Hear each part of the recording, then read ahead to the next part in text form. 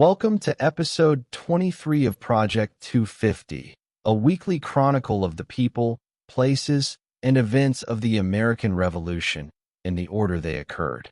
So, without further ado, here's what was happening 250 years ago this week, June 8th to 14th, 1775. We began last week in Charleston with the second meeting of the First South Carolina Provincial Congress. On June 2nd, the Continental Congress received a letter from the Massachusetts Provincial Convention seeking advice on civil government and requesting that Congress assume responsibility for the militia forces at Boston. On June 3rd, Congress established 7 committees to address the twin goals of securing the common defense and reconciliation with Britain. On June 5th, in Savannah, Georgia, rebellious Sons of Liberty celebrated the King's birthday by raising a liberty pole, drinking numerous toasts, and boisterously parading through the streets.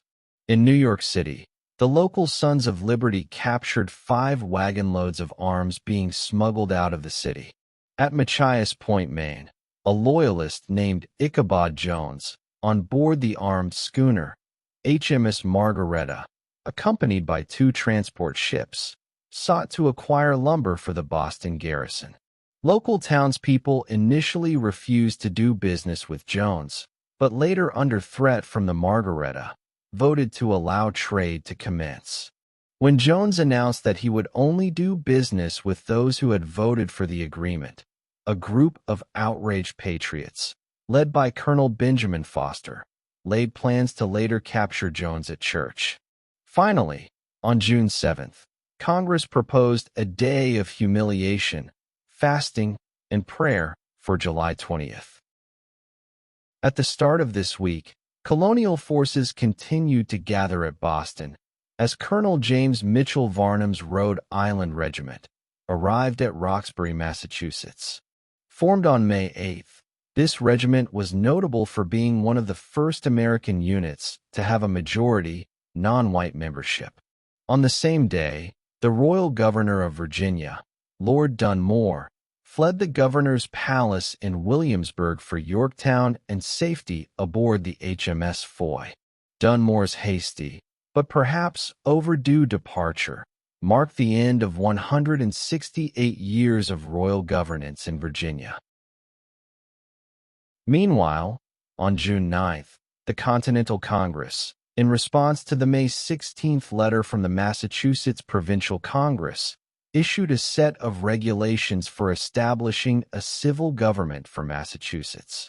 Congress recommended that the Provincial Convention contact residents of areas that were eligible for representation in the Assembly and urged them to elect representatives.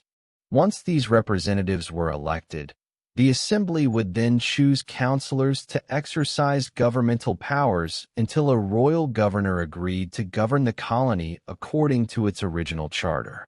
In addition, Rhode Island was directed to send flour to assist the Continental Army in Massachusetts, with all expenses to be paid by Congress. Also at the Continental Congress, on June 10th, John Adams proposed that Congress adopt the colonial forces then besieging Boston as a Continental Army and called for the appointment of a commanding general. Adams recommended George Washington for the position. The following day, in France, the coronation of King Louis XVI took place at Reims. What no one could have known at the time was that this was fated to be the last coronation held in France under the Ancien regime. Also on June 11th, attention shifted back to Machias Point, when Colonel Benjamin Foster, with a band of about 30 militia, set out to capture the loyalist Ichabod Jones, together with 2 other individuals, Midshipman James Moore and Jones's nephew, Stephen. The plan was to apprehend the 3 men while they attended Sunday church services.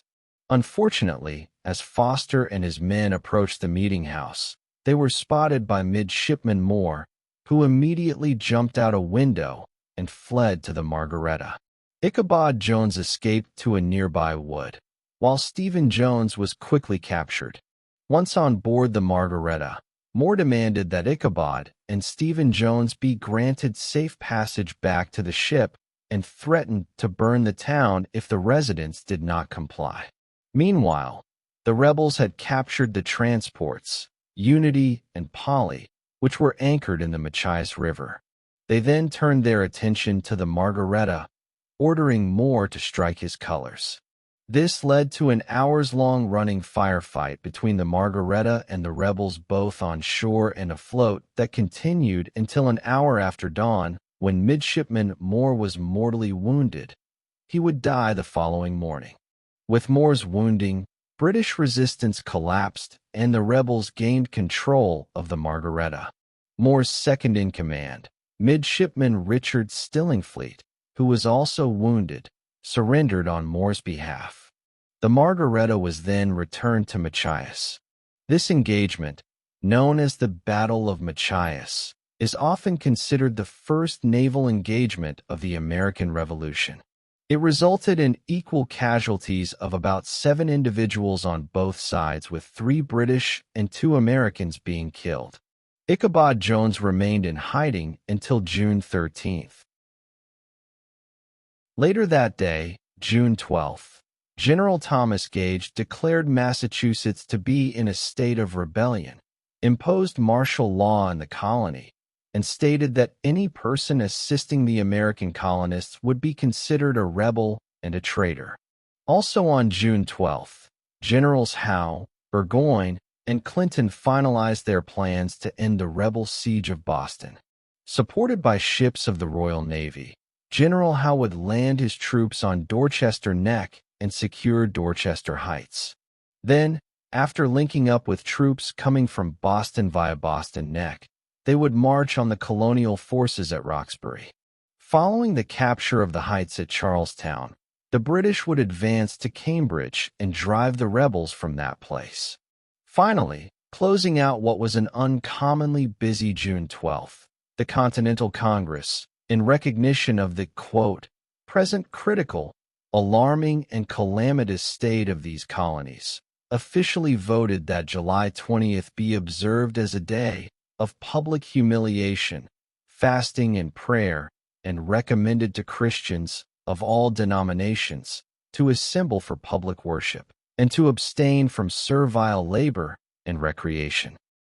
On May 13th, the Massachusetts Provincial Congress received reports from the Exeter, New Hampshire Committee of Safety indicating that British commanders planned to send troops to capture the unoccupied hills at Dorchester Heights and the Charlestown Peninsula.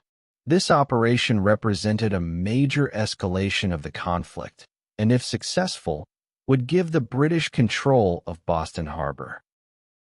As the week ended, at the Continental Congress, military affairs dominated the day's agenda, as the Continental Army was officially formed when Congress assumed responsibility for the colonial forces surrounding Boston.